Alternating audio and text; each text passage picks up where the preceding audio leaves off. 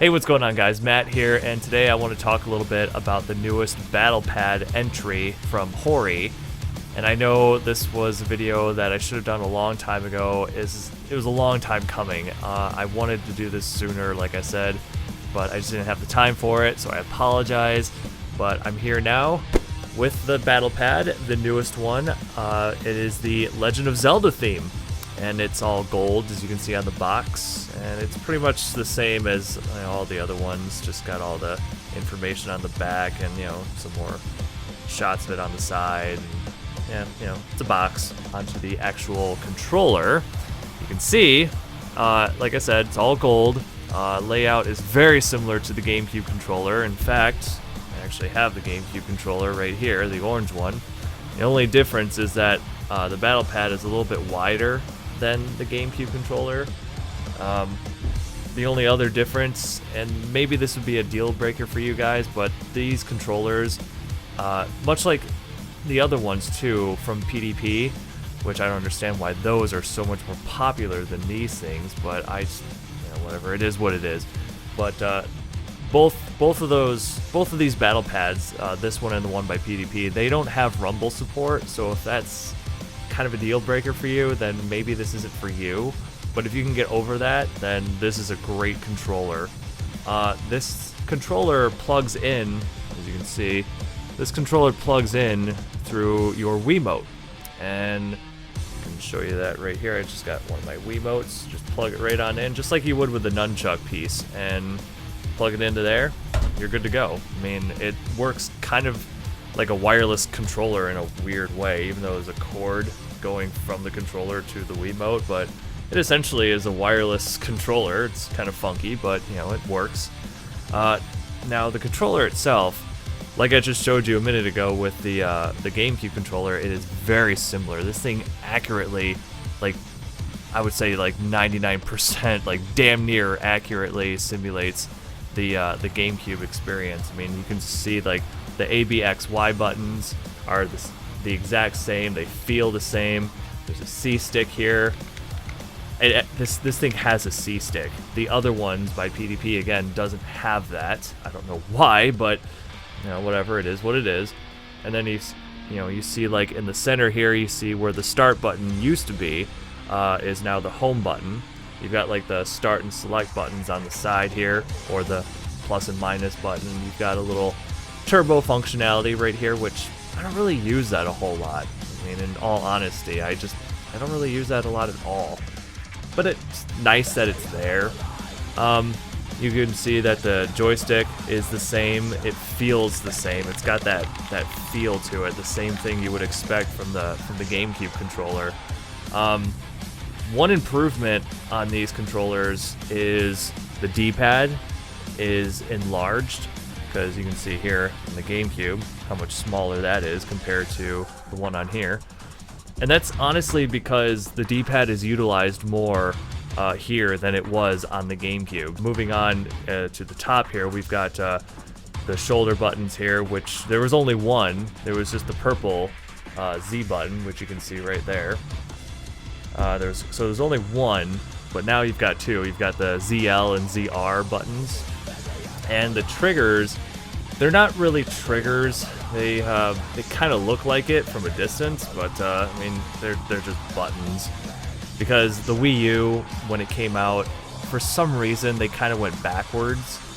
I don't understand why, because if you really think about it, the gamepad has buttons, not analog triggers. They're buttons. The Wii U Pro controller has buttons. Again, not analog controllers. The GameCubes were analog triggers, but I don't understand why they kind of went backwards with that. But again, it is what it is, and really, it doesn't really bother me, because this thing works with all Wii U games and Wii games, eShop games. There's a couple here and there that don't work with it. You're not going to be able to use this thing with Nintendo Land, or you're not going to be able to use this with Wii Sports or anything that just used the Wiimote and nothing else. But for the most part, it'll work with any other game that supports it. And fun fact about this, even though it looks like a GameCube controller on the outside, really, when you plug it in to your Wiimote and your whatever game it is that you're playing, it's going to register this thing as a Classic Pro controller. So no matter what game you play, it's going to register as a Classic Pro controller. So it's kind of cool that you get that GameCube feel, but realistically, it's just a Classic Pro controller. I just like the layout of this controller. It's so nice. It's very comfortable in hand. And like I said, it's a little wider, but you don't even notice it when you're playing your games. It's like I said, it's like you're having a GameCube controller in hand. I guess that would be considered another like negative about this controller, because you have to buy Wiimotes in order to use this thing. So it's a little more money that you're spending on. So maybe that would also be another deal breaker for you. When I originally got the first two, the Mario and Luigi controllers, I got them solely for Smash because I didn't have the GameCube adapter. I have it now, and I was lucky that I found it on Amazon for 20 bucks, the retail price, instead of spending like $50 to $100, which is what some people were selling it for that on like eBay or something. But yeah, I got this controller really for Smash at first, but it works well with all sorts of games, like I said, and I definitely recommend this controller over any other. All right, so here is all of the battle pads lined up here with the boxes. As you can see, we'll start over here to the left with Mario. These two here, the Mario and Luigi, these were the first two I got, but as you can see, it's got the red on the top for Mario, blue on the bottom, and it's the same thing with the Luigi. It's got that blue on the bottom, but it's green on the top. So really, really nice to have all of these. You got the all yellow Pikachu controller here. This one was the controller that I was using more than the others, but since I got the newest one, the Zelda controller, this one here is now my absolute favorite. But they're all really cool. I mean, these are nice controllers. I highly recommend getting these controllers. They're so much better than the PDP controllers for sure. But to each his own. I mean, maybe that's the one you prefer.